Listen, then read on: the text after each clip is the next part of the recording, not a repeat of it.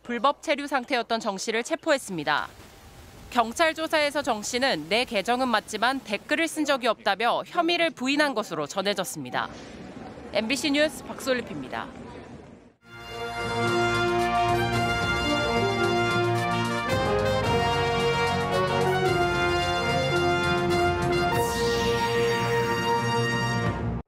충북도 의원의 해외 연수 추태 의혹과 관련해 추가 제보가 이어졌습니다.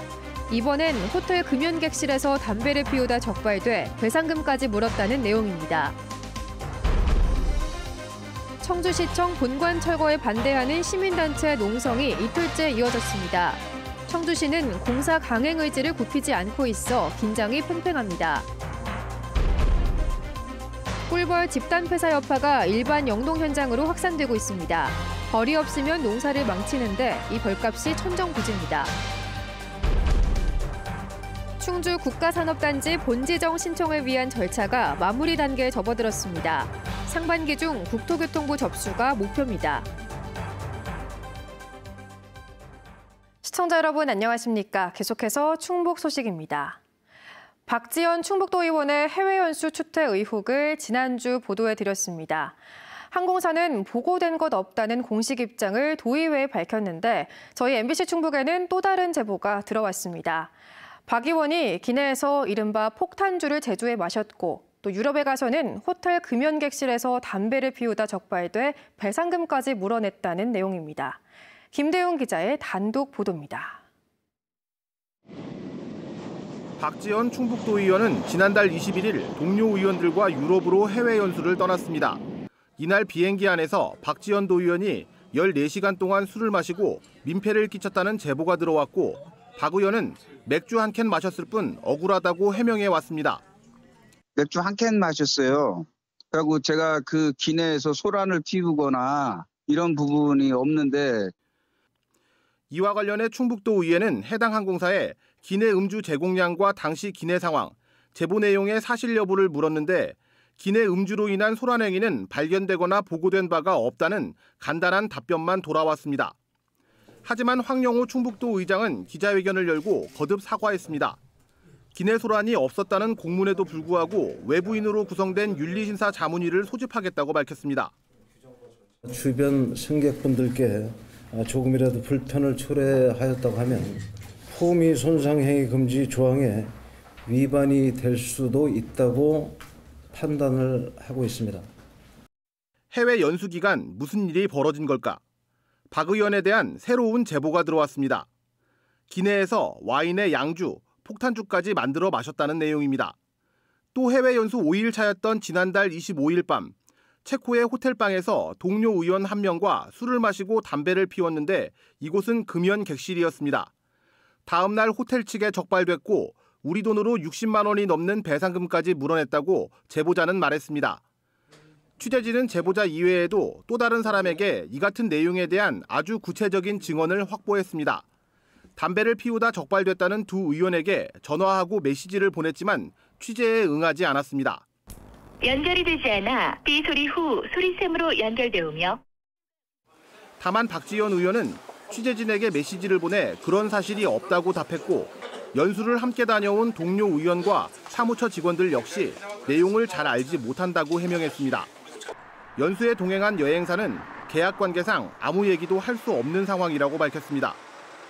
해외 연수 추태에 대한 제보가 꼬리를 물고 이어지는 만큼 충북도의회 차원의 진상조사가 불가피해 보입니다. MBC 뉴스 김대웅입니다.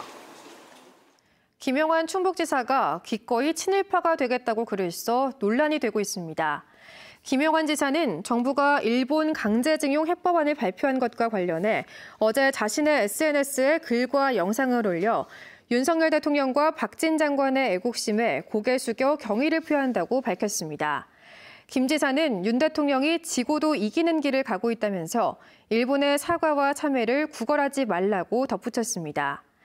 이에 대해 더불어민주당 충북도당은 논평을 내고 김영환 지사가 정부의 외교 참패를 두둔하기 위해 기꺼이 친일파가 되겠다는 망언을 했다면서 도민 앞에 사죄해야 한다고 밝혔습니다. 최근 대청호 환경 규제 논란과 관련해 대청댐과 충주댐 유역 주민들이 규제 해제를 촉구하고 나섰습니다. 대청댐과 충주댐 인근 주민들은 도청 브리핑룸에서 기자회견을 열어 겹겹의 환경 규제로 댐 상류 지역은 음식점 하나 편히 만들지 못하고 있다며 규제 해제를 주장하는 김영환 지사를 공개 지지했습니다.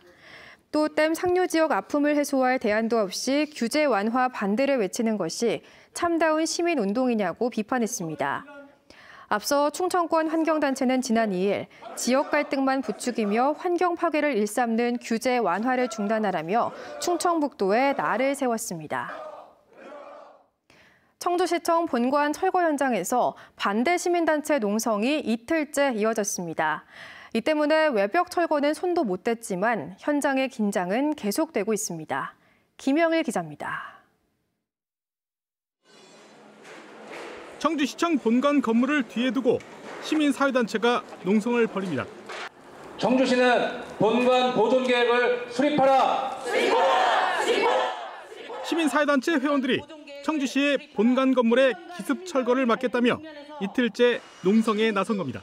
신청사 건립 시기를 25년으로 밝힌 바 있다. 그런데 이렇게 서둘러 철거를 하는 것은 상식적으로 납득하기 어렵다. 일단 부숴놓고 본다는 것인가? 결국 시청 건물 철거를 위해 설치한 중장비는 자리를 떠났고 철거 공사는 이틀째 차질을 빚었습니다. 시민사회단체는 시청 본관 보존 계획 공개와 함께 시장 면담을 요구하며 노숙 농성을 이어가고 있습니다. 어떤 방식으로 어떻게 보존을 할 건지 그런 내용에 대한 공개 없이 그냥 철거부터 하는 것 아닌가. 더불어민주당 청주시의원 원내대표단도 성명을 통해 청주시는 불통 행정을 중단하고 본관 건물 철거 계획부터 시의회와 시민들에게 구체적으로 밝히라고 거들었습니다. 하지만 시청 본관 건물 철거에 나선 청주시의 태도는 단호합니다. 시민사회단체와 시의회의 요구대로 문화재청과의 협의까지 마친 만큼 농성을 중단해야 한다고 주장했습니다. 또 철거 공사가 늦어지면 청주병원 이전과 문화재 지표조사 일정도 덩달아 미뤄지면서 2025년 8월 신청사 착공 계획에도 차질이 빚어질 수 있다고 날을 세웠습니다. 시청사 건립을 빨리 짓기 위해서 본관동 철거 이후에 문화재 지표조사 그리고 청주병원 이전 등을 거쳐야 25년도 8월에 그 시청사 건립을 착수할. 청주시는 시민사회단체가 본관 건물 철거를 계속 막는다면 법적 대응에 나선다는 입장이어서 청주시청 본관을 둘러싼 갈등은 당분간 계속될 것으로 보입니다. MBC 뉴스 김영일입니다. 청주 지역 대형마트 의무 휴업일을 평일로 변경하기 위한 지역 유통업계 상생협약이 체결됐습니다.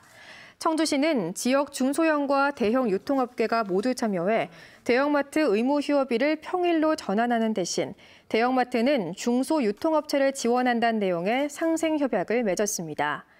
이 협약은 이해 당사자의 합의를 거쳐야 한다는 조례상 명문화된 절차로 실제 청주 지역 의무 휴업일 평일 변경은 행정예고 등의 후속 절차를 거쳐 이르면 5월쯤 적용될 전망입니다. 앞서 민주노총, 마트산업노조 등은 휴일 근로를 해야 하는 노동자들의 입장을 반영하지 않았다며 청주시에 반대 의견서를 제출했고 청주시의회 민주당 의원들도 수기 과정 없는 불통 행정이라고 거듭 비판했습니다. 2년째 반복되고 있는 꿀벌 집단 폐사. 이 여파가 양봉 농민을 넘어 일반 영농 현장으로 이어지고 있습니다. 벌이 꽃가루를 잘 옮겨줘야 열매를 제대로 맺을 수 있는데 벌이 없습니다. 벌값이 천정부지입니다. 이지연 기자가 보도합니다.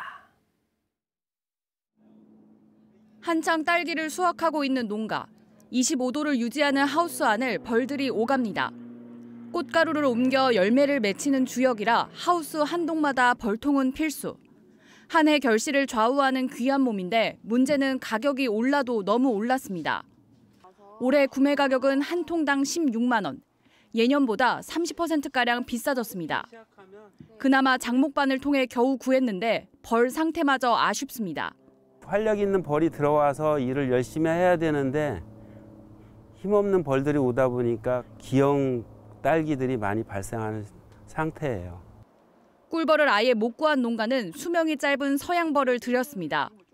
꿀벌이 사라져 대체 서양벌을 찾다 보니 덩달아 귀한 몸이 됐습니다. 지난해 한 통에 80마리에 6만 원 하던 서양벌 가격이 마리수는 절반으로 줄었는데 되레 2만 원가량 올랐습니다. 이마저도 못 구하면 농사를 망칠 판입니다.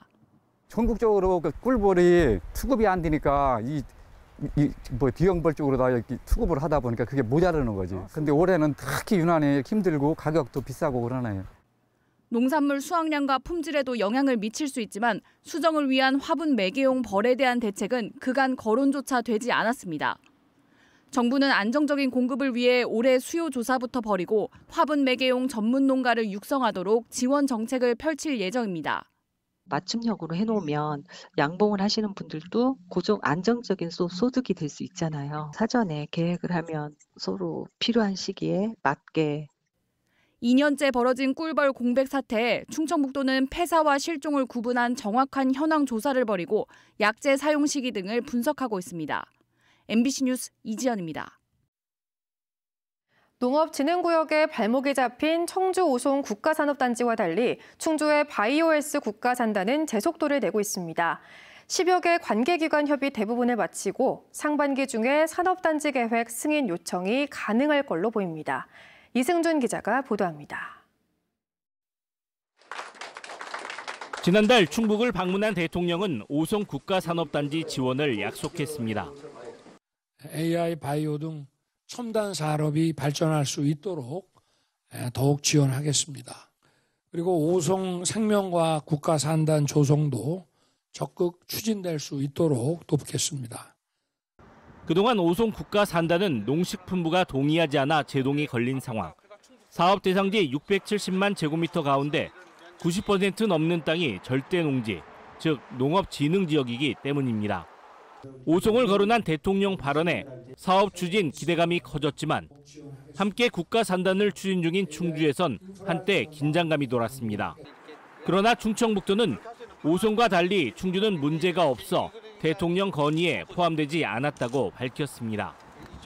충주는 워낙 지금 정상대로 추진이 지금 되고 있기 때문에 그 어떤 인허가 과정이라는 게 어려움이 없기 때문에 오송은 워낙 지금 농지에 지금 많은 어려움이 있어서 그러다 보니까 그쪽으로 관심이 좀 더 가는 거죠. 실제 충주 바이오헬스 국가산단은 12건의 관계기관 협의 가운데 9개를 마쳤습니다.